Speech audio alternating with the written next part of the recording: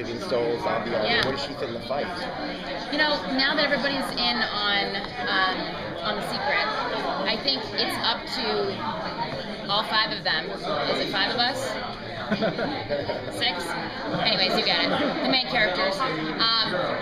To decide if they're going to actually, you know, let this secret come out into the world. And if humans are going to be okay with accepting that there are zombies, that there are a lot of them, there has been an outbreak. Some of them can be good zombies and be ethical zombies like Liv, and some are going to be bad and are going to want to kill people. So I think it really comes down to all of them deciding, yes, we're on the same page, we're gonna go with this.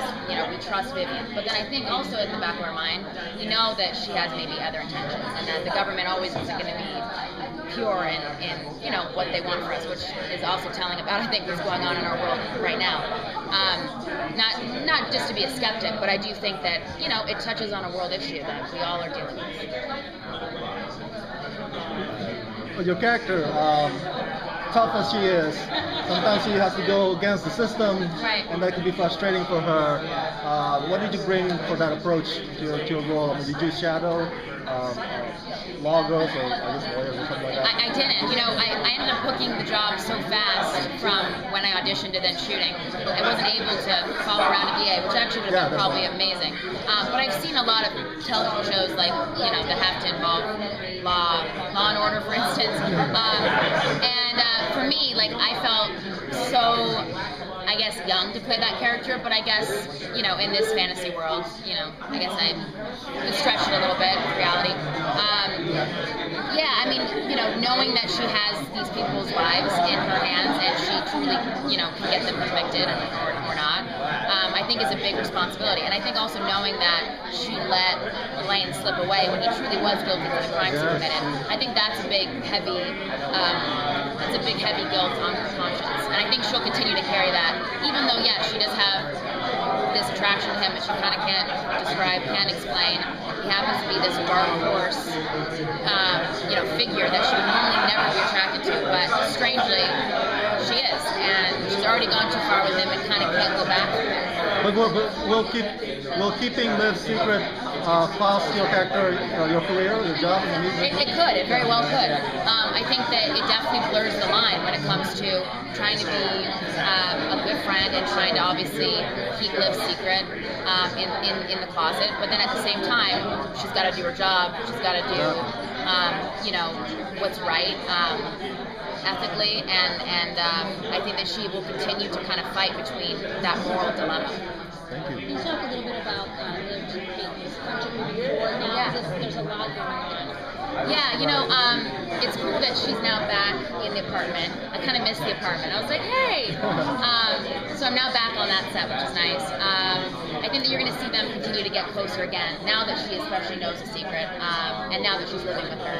I think that Liv's apartment actually will become kind of a safe haven for all of these characters. I feel like, I was not told this, but I think that you're going to see them all kind of meet there, talk, discuss, game plan. Okay, what are we going to do? We all need to actually be open when it comes to our secrets. We can't hide anything from each other because we're the best we've got. And I think that they will continue to get closer. I think that also you'll see more crossover between Liv and Peyton when it comes to the cases. And I think, you know, Peyton obviously having information that Rose doesn't have, and information that I mean, not Rose, Liv. And Liv giving her vital information when it comes to the visions that she's having. You know, we did an episode where Liv was on stripper brain, and that was like one of my favorite episodes. I think just because Rose killed it in that role. Doesn't say anything about her as a person.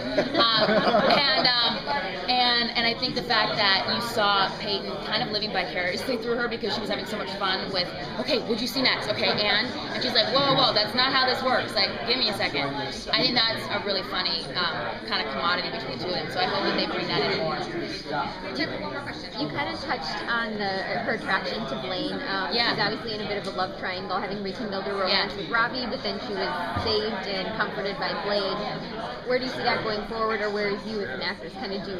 I think that Blaine saving her was like major brownie points, so I think you kind of can't top that. And I think that's what's giving a bit of a one-up over Ravi, even though Ravi truly is like the one that's meant for her. You know, they have this great friendship, they have this great sense of humor, and this, I don't know, this connection that I think every great relationship should have. And I think with Blaine, it's very physical, it's very chemical, it's something that she hasn't really experienced before.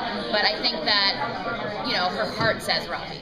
And so hopefully that will lead her back to Ravi. But I think that he's going to have a real problem dealing with the guilt of, I didn't save her. Like, I was kind of the guy that, like, bailed and just sat in the car when really I should have gone in there and stormed in and saved her and been the hero. Even though, you know, it's not like he's never shot a gun before, you know, it's like he's that innocent bystander that gets wrapped up in this crazy world, and he's like, okay, I'm here now, and yeah, we're gonna go and rescue Peyton. And so I think that I think puts him in like in kind of a scary position, because he doesn't know if he's gonna lose her to Blaine, who actually is truly a bad guy.